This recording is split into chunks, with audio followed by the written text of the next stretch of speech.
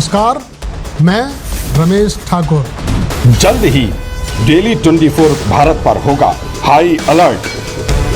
नमस्कार, स्वागत है आपका। डेली 24 भारत देख रहे हैं आप और मैं हूं आपके साथ लता। बुलेटिन की शुरुआत करेंगे अहम खबर के साथ। देश की राजधानी दिल्ली में एक बार फिर से बम धमाके की सूचना मिली है, धमकी मिली है। रविवार को दिल्ली एयरपोर्ट, स्कूलों और कई संस्थानों को ईमेल के जरिए बम रखने की धमकी दरअसल दी गई थी। इस धमकी भरे मेल के बाद सुरक्षा एजेंसियों में हड़कंप मच गया और तत्काल जांच शुरू कर दी गई है। जैसे ही एयरपोर्ट और अन्य संस्थानों को मेल प्राप्त हुआ, सुरक्षा व्यवस्था कड़ी कर दी गई। बम निरोधक दस्ते यानी कि बीडीएस और डॉग स्क्वाड को मौके पर भेजा गया। एयरपोर्ट पर यात्रियों की आवाजाही पर नजर रखी गई।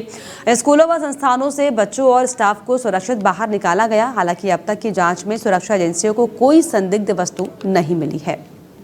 दिल्ली पुलिस ने दिल्ली की पटियाला हाउस कोर्ट में बड़ा कदम उठाते हुए आगरा से गिरफ्तार किए गए स्वयंभू बाबा चैतन्यानंद सरस्वती की 5 दिन की पुलिस रिमांड की मांग की है।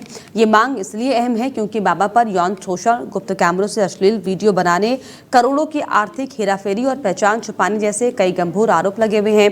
दरअसल बसंत कुंज स्थित श्री शारदा भारतीय प्रबंधन अनुसंधान संस्थान की 32 छात्राओं ने शिकायत दर्ज कराई थी, जिसमें से 17 ने यौन उत्पीड़न की पुष्टि की है। छात्राओं का आरोप है कि बाबा विदेश घुमाने का लालच देकर उन्हें बहलाता फुसलाता था, बाथरूम में छुपे कैमरे लगाकर उनके निजी पलों को भी लाइव टेलीकास्ट करता था और उन्हें लगातार अश्लील संदेश भेजता था। सिर्फ यौन शोषण ही नहीं बल्कि पुलिस ने जांच में पाया कि चैतन्यानंद ने अपने साथियों के साथ ही करीब 40 करोड़ रुपए की मनी लॉन्ड्रिंग भी की। उसने एआईसीटीई की मंजूरी वाली जाली दस्तावेज बनाकर एक समानांतर ट्रस्ट तैयार किया और संस्थान की आय को वहां पर ट्रांसफर किया।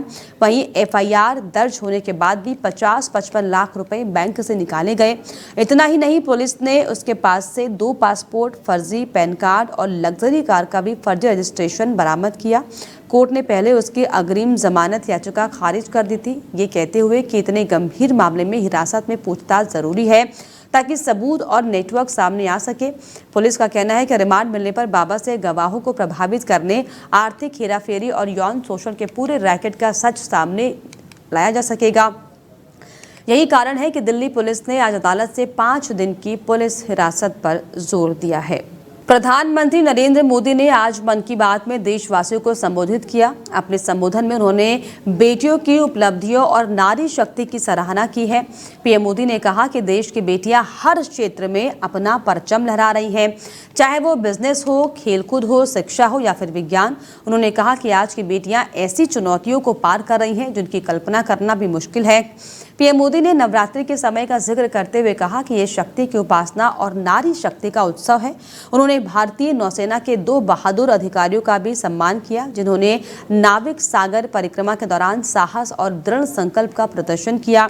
प्रधानमंत्री ने खादी के प्रति लोगों के बढ़ते आकर्षण की भी सराहना की। उन्होंने कहा कि पिछले 11 सालों में खादी की लोकप्रियता में जबरदस्त बढ़ोतरी हुई है और 2 अक्टूबर गांधी जयंती पर देशवासियों से किसी न किसी खादी उत्पाद को खरीदने की अपील की। उन्होंने कहा कि गर्व से कहें ये स्वदेशी है। पीएम मोदी ने ये भी कहा कि गांधी जी हमेशा स्वदेशी अपनाने पर जोर देते थे और खादी उनमें सबसे पहले थी। लद्दाख में हाल ही में हुए हिंसक प्रदर्शनों और पर्यावरणविद सोनम वांगचुक की गिरफ्तारी को लेकर कांग्रेस नेता राहुल गांधी ने केंद्र सरकार पर तीखा हमला बोला। उन्होंने कहा कि भारतीय जनता पार्टी और राष्ट्रीय स्वयंसेवक संघ की नीतियों से लद्दाख की संस्कृति, परंपरा और पहचान खतरे में है।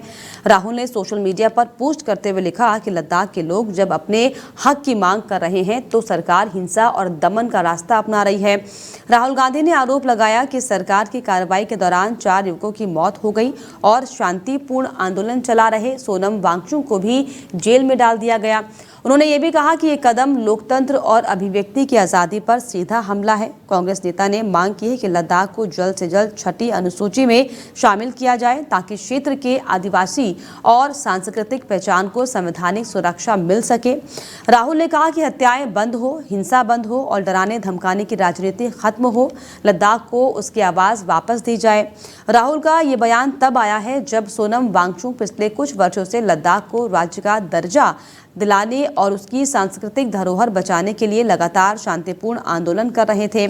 5 अगस्त 2019 को अनुच्छेद 370 हटाए जाने के बाद से ही लद्दाख को केंद्र शासित प्रदेश बनाया गया था, जिसके खिलाफ स्थानीय लोग और नेता लगातार विरोध कर रहे हैं। दिल्ली वासियों के लिए आज का दिन एक बड़ी सौगात लेकर आने वाला है, जहां नंदनगरी डिपो से गगन सिनेमा बॉर्डर तक का नया फ्लाईओवर जनता को समर्पित किया गया। दिल्ली की मुख्यमंत्री रेखा गुप्ता ने गगन नंदनगरी फ्लाईओवर का लोकार्पण किया और एक बार फिर से दिल्ली की जनता को फ्लाईओवर के रूप में नई सौगात दी है। इस फ्लाईओवर से बनने से दिल्ली की जनता को अब जाम जैसी समस्या का सामना नहीं करना पड़ेगा। अब सफर करने वाले लाखों यात्रियों को जो है बड़ी राहत मिलेगी। अब तक इस मार्ग पर भारी जाम और धीमी गति से यातायात की समस्या सामने आती रही थी, लेकिन फ्लाईओवर खुलने के बाद गाड़ियों की आवाजाही आसान और तेज होगी। इससे खास तौर पर सीमापुरी, नंदनगरी, दिलशाद गार्डन और गाजियाबाद की ओर आने जाने वाले लोगों को थोड़ी सी राहत मिलेगी। हर एक को उन्होंने अटकाया, कभी किसी के पूरा होने में कोई मदद नहीं की। ये स्थिति थी विकास पुरुष की। और आज 6 महीने के इस छोटे से कार्यकाल में हम रोज मेरा शब्द मानिए, रोजाना हम जनता को कोई ना कोई सौगात, कोई ना कोई उपहार, कोई ना कोई योजना दिल्ली की इस देवतुल्य जनता को देते हैं। हमारी मुख्यमंत्री जी का मैं एक और बात के लिए धन्यवाद करना चाहता हूं कि ये फ्लाईओवर का उद्घाटन हो रहा है, तो आपने आज के दिन में इसमें 20 करोड़ रुपए और बचाए, क्योंकि अगर केजरीवाल जी होते। नई दिल्ली में अक्टूबर महीने में कायस्थ समाज का सबसे बड़ा आयोजन होने जा रहा है। विश्व कायस्थ सम्मेलन 2025 23 और 24 अक्टूबर को ताल कटोरा स्टेडियम में आयोजित होगा। अखिल भारतीय कायस्थ महासभा और Chitransh chamber of commerce and industries ने इस 2 दिवसीय समारोह की घोषणा की है।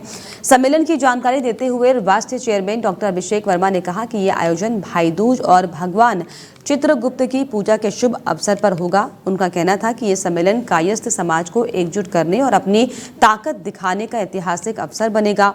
सम्मेलन के दौरान कायस्थ समुदाय के महान विभूतियों को श्रद्धांजलि दी जाएगी। इसमें स्वामी विवेकानंद, खुदीराम बोस, नेताजी सुभाष चंद्र बोस, डॉक्टर राजेंद्र प्रसाद, लाल बहादुर शास्त्री, जयप्रकाश नारायण, हरिवंश राय बच्चन, प्रेमचंद, गोपाल दास नीरज, बीजू पटनायक और ज्योति बसु जैसे दिग्गज शामिल होंगे।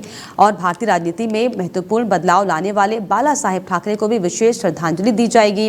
विश्व कायस्थ सम्मेलन 2025 को केवल एक सांस्कृतिक उत्सव नहीं, बल्कि सामाजिक एकता, राजनीतिक जागरूकता और भावी नेतृत्व की दिशा में एक बड़ा कदम माना जा रहा है। कि हमारे अनुमान के हिसाब से हिंदुस्तान में दुनिया भर में 12 साढ़े 12 करोड़ कायस्थ हैं। चूंकि अभी तक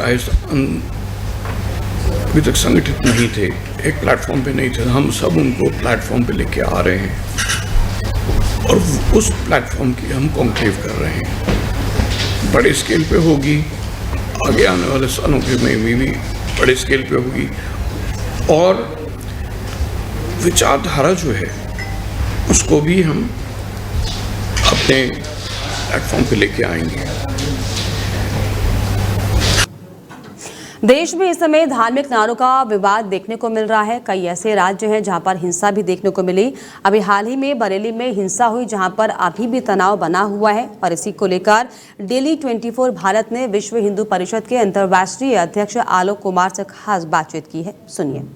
आई लव मोहम्मद और आई लव महादेव को लेकर देश भर में अलग अलग जगहों पर विरोध प्रदर्शन देखने को मिल रहा है। जहां मुस्लिमों ने आई लव मोहम्मद का नारा किया और उसके बाद उपद्रव देखने को मिला, हिंसा देखने को मिली, तो उसी के जवाब में हिंदुओं ने भी आई लव महादेव का जो है नारा बुलंद कर दिया है। लेकिन इसी बीच कई ऐसे राज्य हैं, कई ऐसे जिले हैं जहां पर हिंसा देखने को मिल रही है। इसी पर हमसे ज़्यादा बातचीत करने के लिए विश्व हिंदू परिषद के अंतर्राष्ट्रीय अध्यक्ष जो हैं आलोक कुमार जी। सर, जिस तरीके से ये पूरा बवाल देश भर में देखने को मिल रहा है, आखिर क्या ऐसी वजह है कि लोग आई लव मोहम्मद का पोस्टर निकाल रहे हैं? आई लव मोहम्मद का पोस्टर निकालने में कुछ गलत नहीं है। आई लव मोहम्मद का पोस्टर अपने घर में लगाने में कोई आपत्ति नहीं है। मस्जिद में लगाने में आपत्ति नहीं, कार्यक्रम में लगाने में आपत्ति नहीं। कोई भी मुसलमान अपने नबी से प्रेम ना करे, ऐसा कैसे हो सकता है? तो उस प्रेम का इजहार करने के लिए पोस्टर लगाए, हमें आपत्ति नहीं है। ये आपत्तिजनक तब होता है जब ये पोस्टर हाथ में लेकर दंगाइयों की भीड़ पत्थर मारती है, आग लगाती है, दंगा करती है। ये उस पोस्टर का दुरुपयोग है। ये मोहम्मद साहब के साथ भी नाइंसाफ़ी है। अगर कोई पोस्टर गिर गया और किसी के पैर में आ गया तो क्या ये अच्छा होगा? क्या ये ठीक होगा? मुझे दुर्भाग्य से मैं इसको दुर्भाग्य मानता हूँ कि आई लव मोहम्मद इसका उपयोग भावनाएं भड़काने, वैमनस्य बढ़ाने और दंगा करने के लिए किया जा सकता है। इस दुरुपयोग पर मेरी आपत्ति है। जिस तरीके से मुख्यमंत्री योगी आदित्यनाथ ने चेतावनी दी कि जो मौलाना ने जो दंगा भड़काने का प्रयास किया बरेली में, उन्होंने साफ चेताया कि यहाँ पर जो सरकार है वो इस तरीके की चीज़ों को बर्दाश्त नहीं करेगी और कार्रवाई ऐसा करेगी कि 7 पुश्ते याद करेंगे। तो आपको लगता है योगी सरकार की जो पुलिस है वो सही कार्रवाई कर रही है दंगाइयों पर? कानून और व्यवस्था राज्य का विषय है। मुख्यमंत्री को ये कहना चाहिए, सोचना चाहिए, करना चाहिए। विरोध करने का अधिकार है, दंगा करने का अधिकार नहीं है। हम इस मामले में मुख्यमंत्री जी से सहमत हैं। जिस तरीके से सर आपने एक मुद्दा उठाया, ऑल इंडिया मुस्लिम जो एक बोर्ड है, पर्सनल लॉ बोर्ड, उसने वो ये जो संशोधन है वक्फ संशोधन बिल को लेकर उसने एक बड़े व्यापक आंदोलन की बात कही है। इसको लेकर सर आप लोगों ने आज एक प्रेस कॉन्फ्रेंस की है सर, वो उसके बारे में? हमको आशंका है कि उसमें हिंसा हो सकती है। ये आशंका इस कारण है कि पिछले कुछ दिनों से कार्यक्रमों में हिंसा हो रही है, इसलिए भी कि सोशल मीडिया पे जो मैसेजेस फैलाए जा रहे हैं वो वैमनस्य बढ़ाने वाले, वो धमकी और चुनौती देने वाले, वो एक आम मुसलमान को उत्तेजित करने वाले। जिस तरीके से तो जो घटनाएं हो रही हैं और जो उत्तेजना फैलाई जा रही है, इसमें से हमको डर है कि इतने बड़े कार्यक्रमों में हिंसा हो सकती है। इसकी संभाल होनी चाहिए, इसको रोकने की तैयारी होनी चाहिए। जिस तरीके से वो दुकानों को बंद करने की बात कह रहे हैं और जिस तरीके से कह रहे हैं कि संस्थानों को बंद रखना चाहिए, क्या इसका आप लग रहा है कि इसका गलत इम्पैक्ट जा सकता है और इस तरह की चीज़ें फिर हिंदुओं की तरफ से भी की जा सकती है कि वो इस तरह का आह्वान क्यों कर रहे हैं बार बार? इसको टोटलिटी में देखना होगा। मुस्लिम पर्सनल लॉ बोर्ड ने लिखित में तो केवल मुसलमानों का आह्वान किया है कि बंद रखें जी। मीडिया उस रूप में नहीं देख रहा है जी। इसको भारत बंद कहा जा रहा है। अगर ऐसा प्रयत्न किया गया तो दुर्भाग्यपूर्ण होगा और उसका समाज रजिस्ट करेगा, मुकाबला करेगा। धन्यवाद सर। तो ये हमने बातचीत करी विश्व हिंदू परिषद के अंतर्राष्ट्रीय अध्यक्ष आलोक कुमार से। वीडियो जर्नलिस्ट मयंक कटारिया के साथ में हिमांशु दुबे, डेली 24 भारत, दिल्ली। राजधानी दिल्ली में बंटी बबली स्टाइल में चोरी करने वाला एक कपल गिरफ्तार किया गया है। दोनों शातिर दिल्ली के कई ज्वेलरी विक्रेताओं को चूना लगाने का काम करते थे। राजीव और सैया कई जगह पर ज्वेलरी चोरी में शामिल हैं। दोनों की जोड़ी दुकानों पर ग्राहक बनकर चोरी करती थी। वहीं दोनों दिल्ली के Burari, Paschim Vihar, monastery market, ISBT, Lajpat Nagar, Khan market और द्वारका में कई जगह पर चोरी की घटना को अंजाम दे चुके हैं।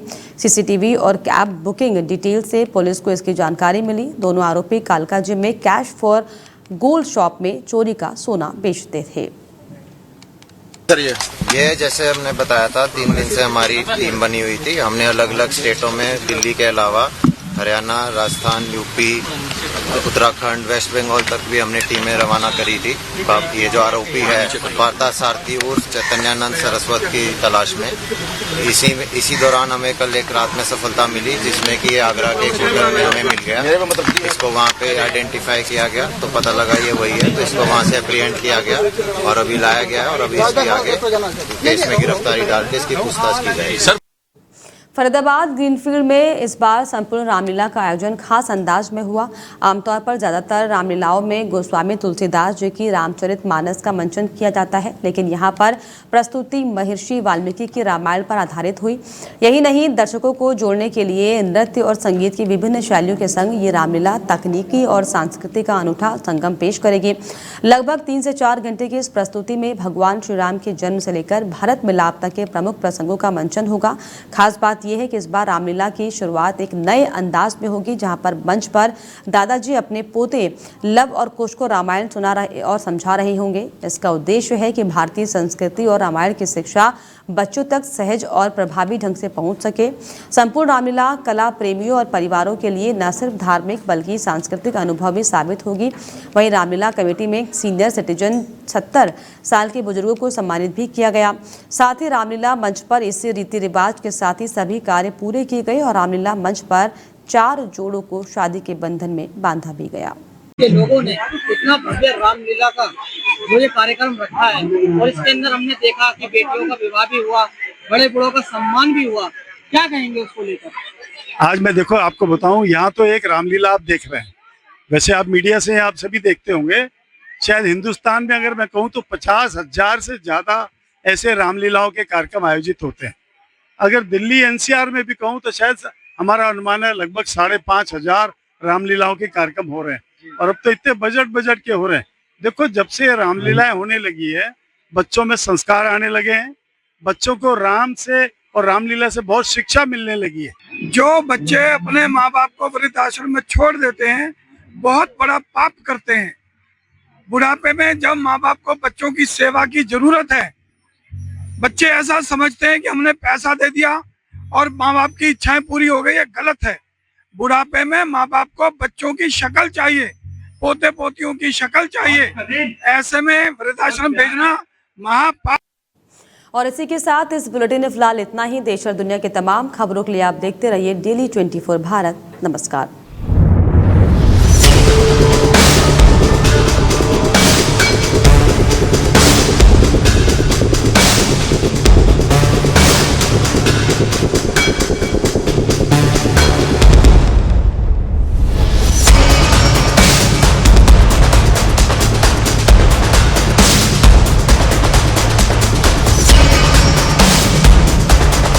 नमस्कार, मैं रमेश ठाकुर।